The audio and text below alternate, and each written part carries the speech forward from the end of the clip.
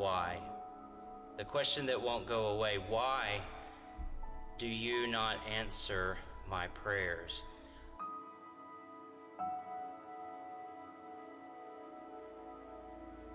Oftentimes it is that we want our community of faith, our brothers and sisters to our right and to our left, before us, behind us, to answer.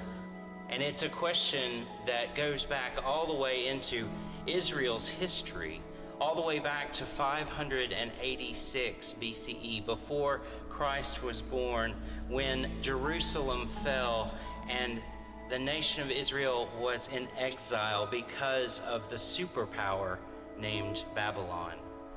Here in the book of Lamentations, we hear this ultimate why. Why, God? Why are we in this situation?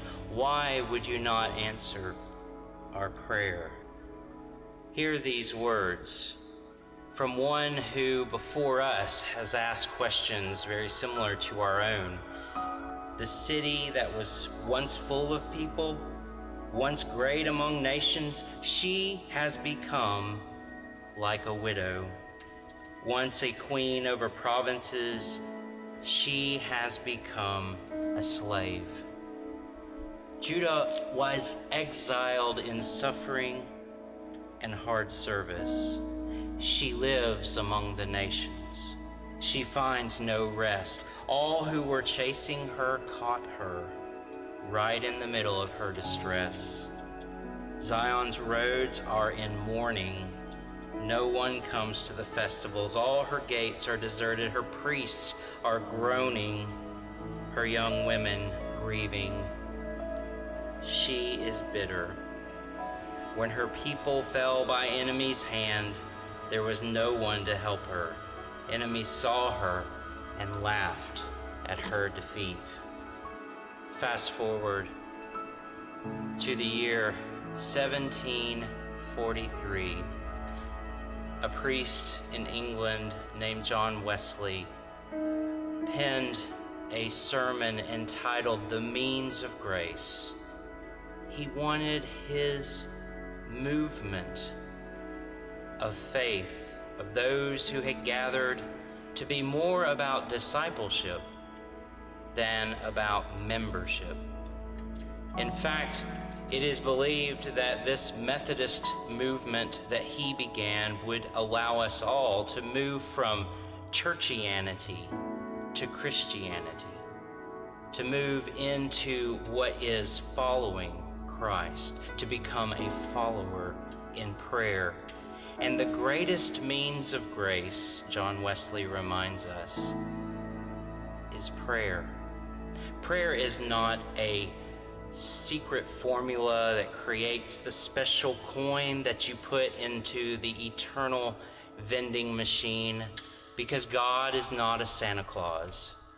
Prayer is about being. In fact, I want to show you right now the most simple prayer. It goes like this, and it goes back to the very first prayer any of us prayed. It's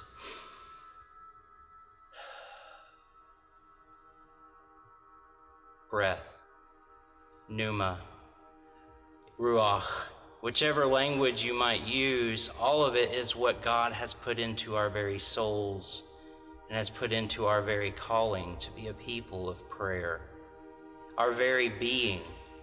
Just as the one who had the prayer of God, "Why have you not answered me in regards to my city, Jerusalem?"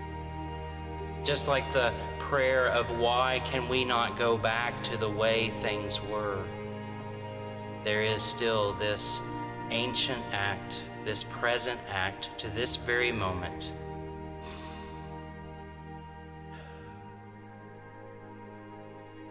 The breath. The very first prayer in the ancient church, it's often called the Jesus prayer, was linked especially to the first tiny creed that the early church had. Jesus Christ is Lord. And it also went to the prayer of the young man in Matthew that said, "Forgive me, I am a sinner." So that prayer, Jesus Christ, Son of God, have mercy on me, a sinner, is the Jesus prayer.